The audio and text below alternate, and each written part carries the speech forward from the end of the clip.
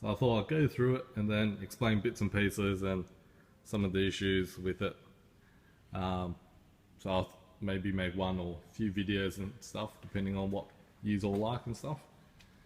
So this is my Givy windscreen, A660 if you're all wanting to have one. It's an adjustable universal windscreen,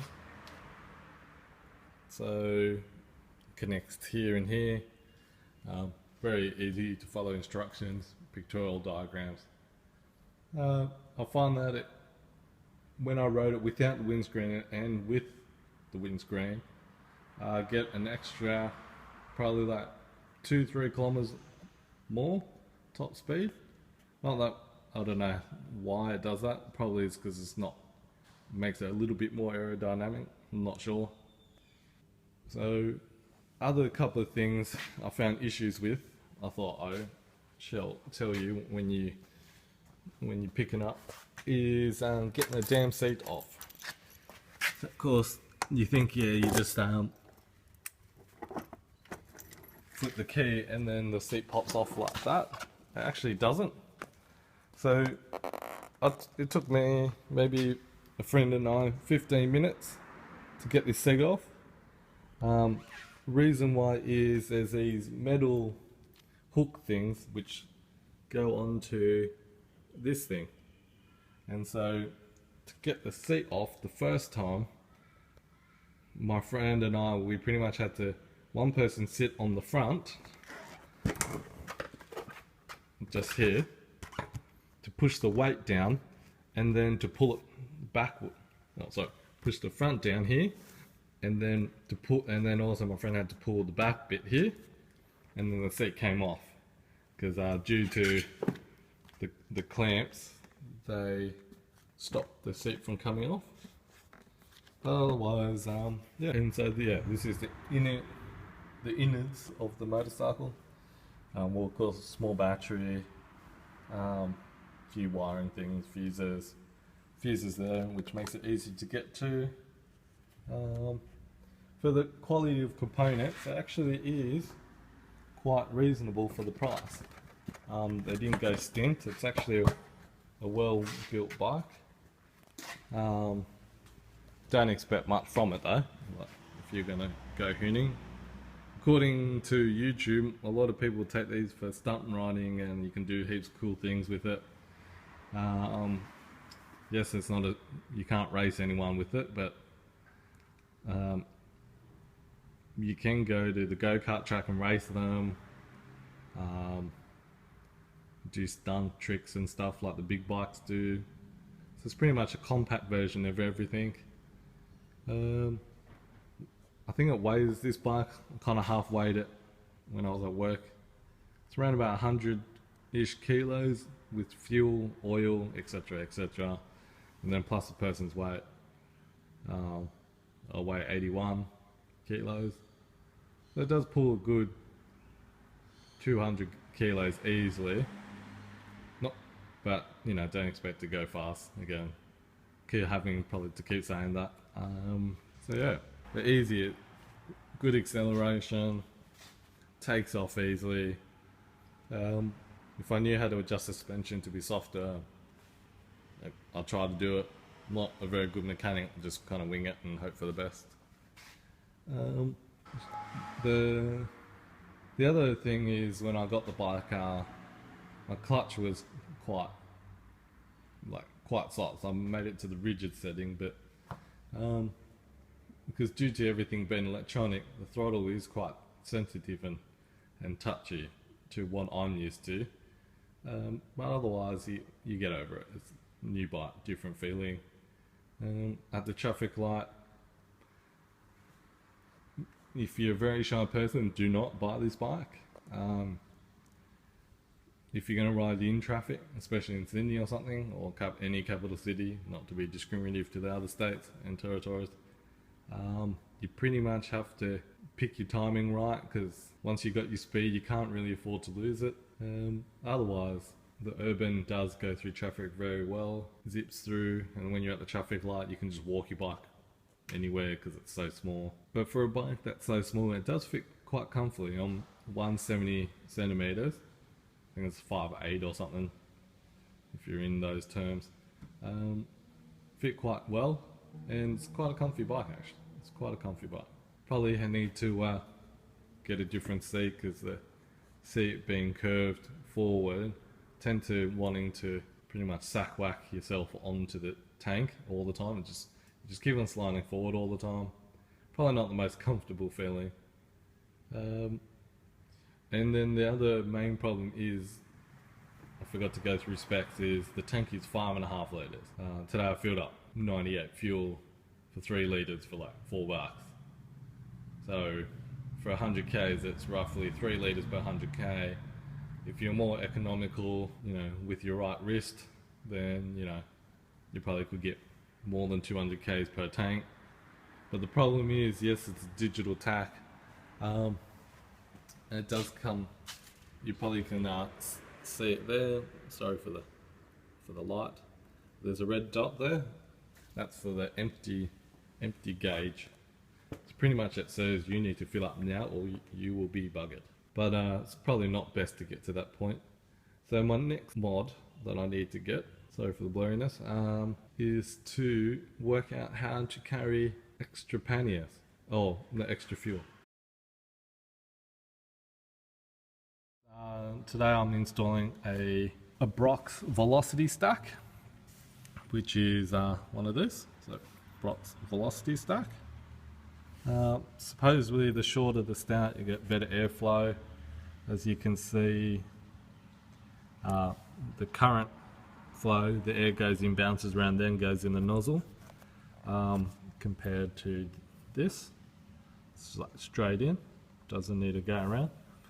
Supposedly it gives you better throttle response, but you could check it out on Braaap's Performance website. I think it's braappsperformance.com in the US. So yeah, it does fit. Instructions that Braaap gives you slightly different for the Urban model, but nonetheless it still fits. So in the Braapp's instructions, they said to drill out these two screws, but actually it's just a normal Phillips head screwed, so it doesn't save you for drilling. This air filter, according to Braaap, they've got this well, I don't know, meshy thing to stop the paper from disintegrating, but the Urban's gone one better and they actually don't have it in there, so you still get good performance. You can get different air filters, so you can get a K&N reusable air filter with DNA, and all around here is an air filter, so it's just a bigger surface filtration. A lot of people use the DNA one. Yeah, so up to personal choice. So yeah, so once you undo the screws and all that, you just insert the velocity stack.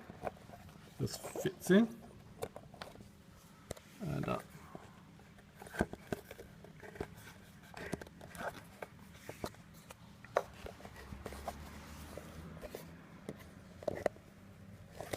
righto. It's a bit hard to, probably should buy a GoPro or some sort, but anyway, and there it is. So there's the Braaap Velocity Stack inside an Urban, and then of course then you screw everything back in. There's the cover.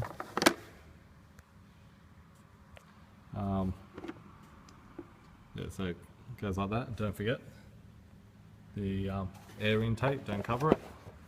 So rather than air intake facing the opposite way rather than backwards, is stop kind of water flowing through, because up here on the cover is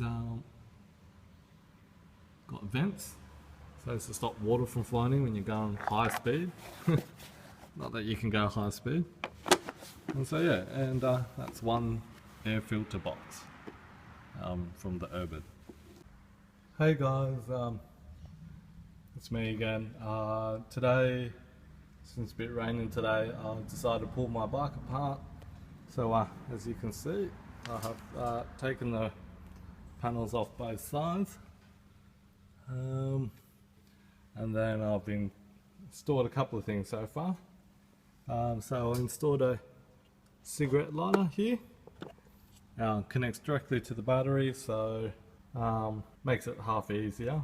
If it's not plugged in, so that in theory the battery shouldn't go too flat because it's not in use, unless I leave something plugged in, because I could not be bothered cutting into the wire into the main harness because I'm a lazy sod. And also today I have connected these lights that come with the accessories for the Braaap.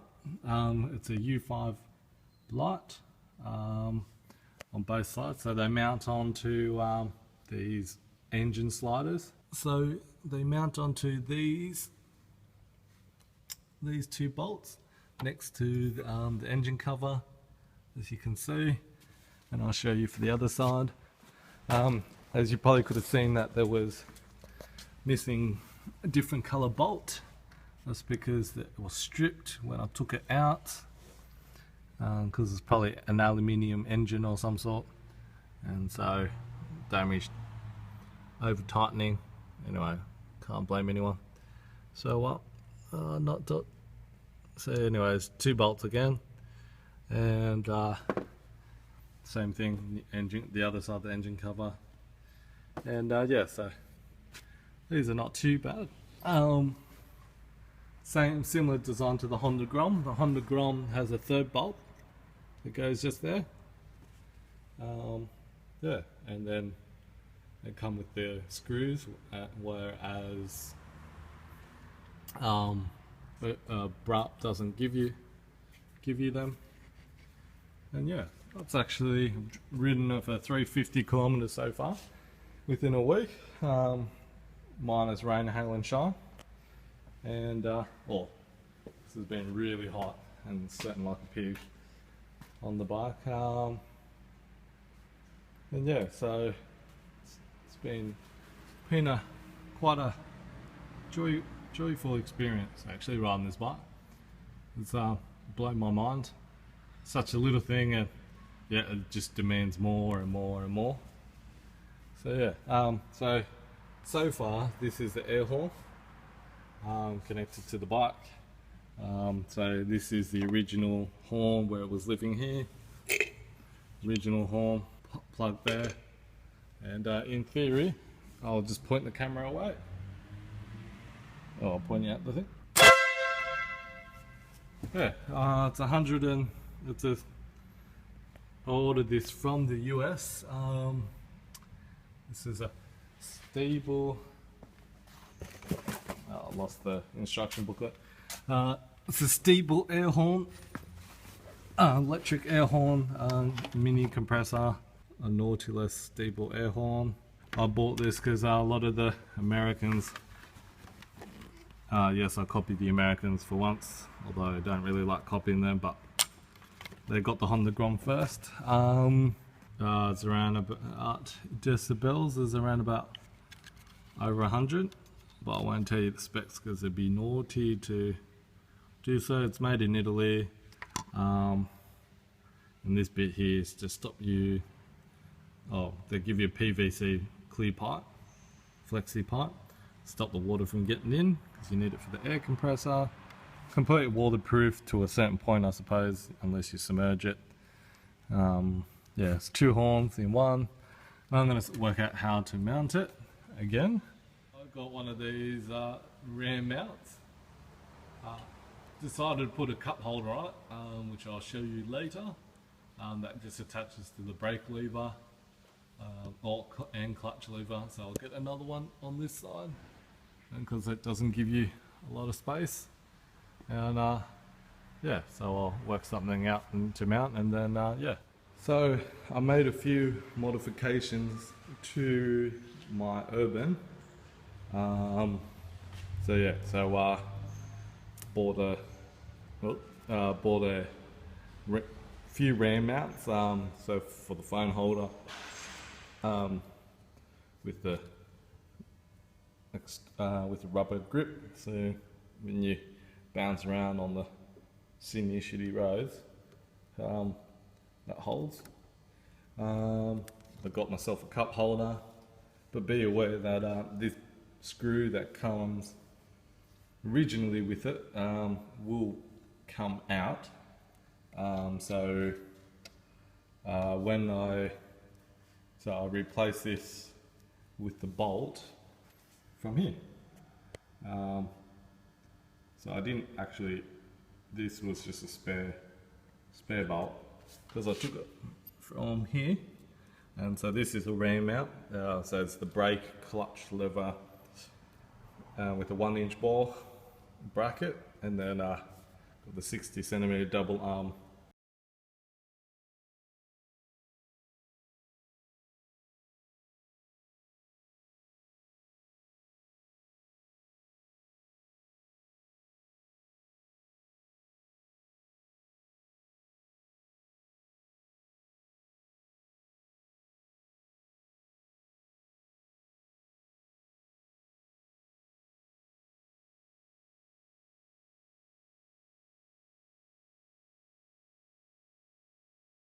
I ran so many accessories, or somehow, I had shortened out, or possibly shortened out, my battery, because one day I was riding it and the next 2 hours later I couldn't start my bike. So anyway, luckily I had died a meter from the battery shop, so I bought a SSB lithium battery. So this one is, I forget what the stats is, but I think this is a 9 amp hour battery, 120 cranking amps from memory. And the difference is between the original one is that bigger, and this one's a bit shorter. So I think what happened is when I was putting these accessories on, they were touching the frame, and I had a slow drain, I think. So anyway, this is my dodgy interior of my bike. So I've got my 12 plug socket, which I half-assed. So anyway, most of my electronics are half-assed because I just direct it to the battery. So then I've got a switch. That's for my spotlight, which is just there. And then I've got this one here, which are for the 2 auxiliary lights that I had bought from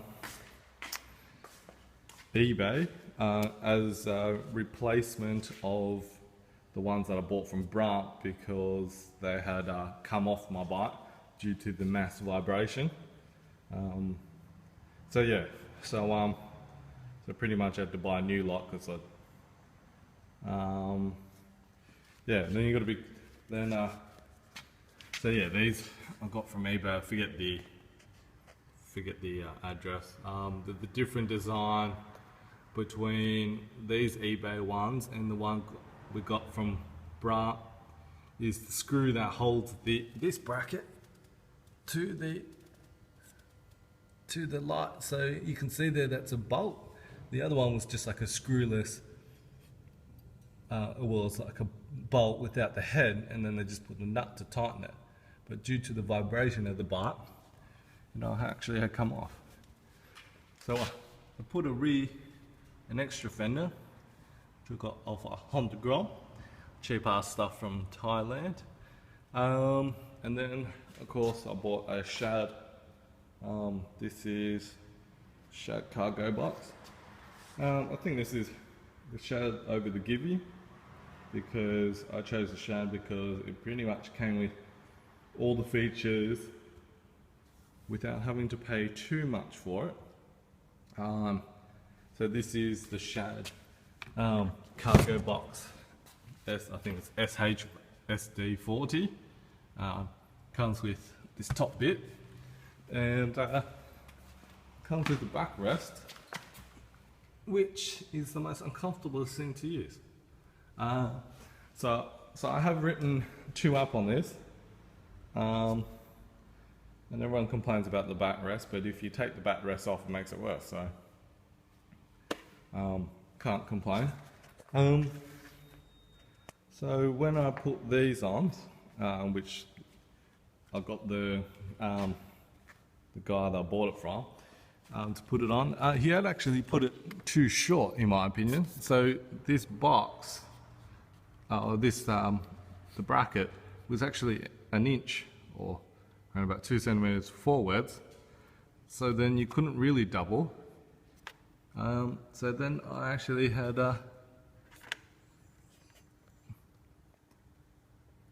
so I moved the bracket, and then hopefully, due to the tension of my bolts, it should hold it in. But pretty much it's rigid as. So I'm not whinging too much. And then yeah, so I can get the 2 up, and also it's not for the fact that it's 2 up, it's just you couldn't get the seat off as easily as just there. And so yeah, so it's not too bad. Still working on a few things. Trying to work out for a new skid plate, because as you can see here, my plastic seems to have broken off somewhere, or vibrated off, one of the two. Oh, I lost another bolt. How interesting is that? Yeah, Kevin was in all this shit. Yeah, so bought this from I think Bikerbitz or MX125 accessories. So it's like a brake. Oh no, sorry, your gear lever socks, so you don't damage shoes if you, in theory, wear shoes. Normal shoes, I should say.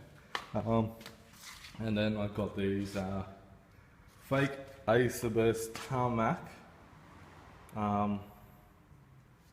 hand guards with the puppy grips, which I got from the BMW store. And because I couldn't be bothered cutting it, I just rolled them back. Suppose we can use them on another bike eventually if you can get them off. So yeah, probably I only got these for like 50, well, I think 50 US, or around about 70 Australian, give or take. So yeah, anyway, my light's gone out. Hang on for a minute. Yeah, sorry. So yeah, and then these make it a bit more comfortable to ride for distance. Taking it to Mount Panorama, goes really good. It's probably a bike that you can't really, you know, have a go at. Yeah, it's slow and stuff, but gets you from A to B and all that, so can't really complain. And it is very a niche market type bike, so either you love it or hate it. Anyway, I'm loving it. My only problem at the moment is trying to replace these bloody tyres, because these are 120/70 12-inch, and so there you go. And then the back ones are 130/70s, and these look like Michelin boppers knockoff. They're not too bad, but they don't actually hold much grip. And so anyway, I don't know how old they've been sitting in a warehouse for or whatever, but yeah, due to all the weight and stuff, and the manufacturer,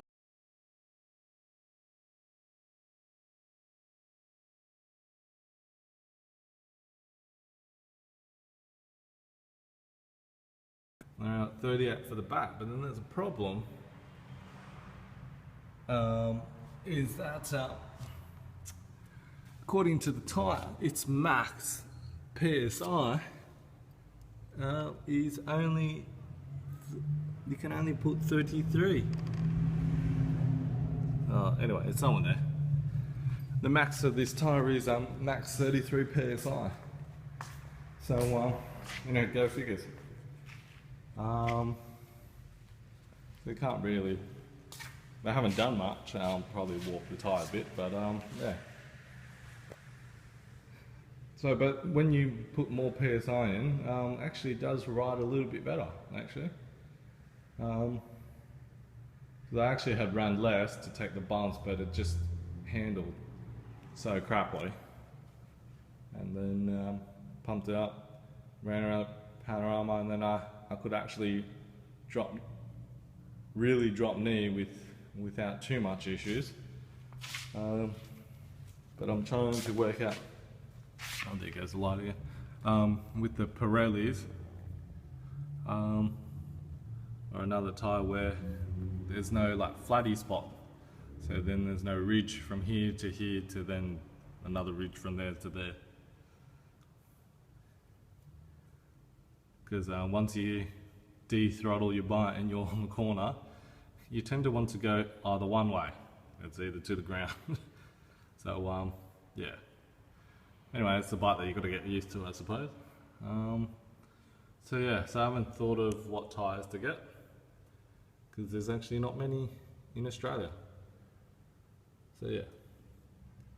Anyway, I'll going to install a fender eliminator. So I'm just going to get rid of, today I'm going to install and get rid of this thing, this plastic thing. And so we'll be up to here, and my rear fender can actually be used properly. And we'll call it a day. See you in a bit. So anyway, 2 hours has gone past, and finished installing the fender eliminator. So anyway, that's what it looks like. Took me a while to get it fixed because the bolts I needed. The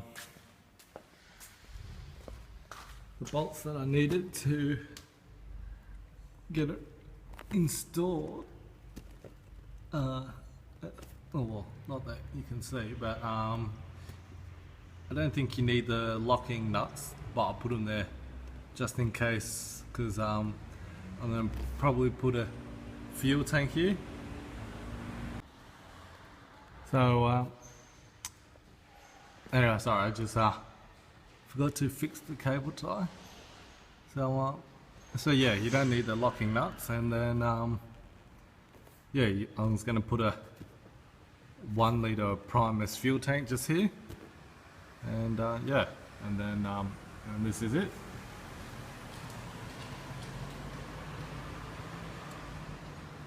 And then it all works. So you just got to get all the wirings right.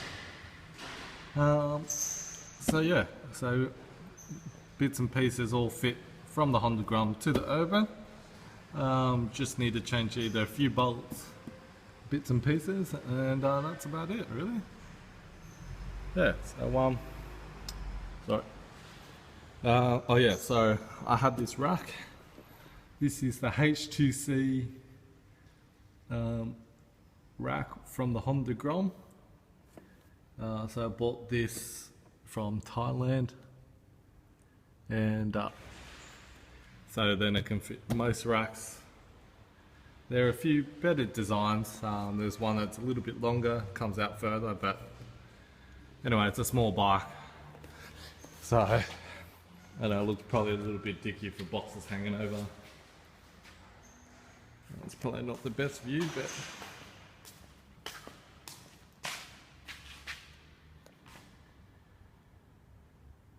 so that's my bike. So yeah, so it does look a bit odd. Got a big box, big windscreen mirror, and then the whole bike's chubby as, but yeah, no, I think I got the look of a partial off-roader. Just need to find the off-roader tyres, and then yeah, probably call it a day. Anyway, so yeah. Anyway, feel free to message me and throw ideas and stuff, and I'll leave you to it. Bye.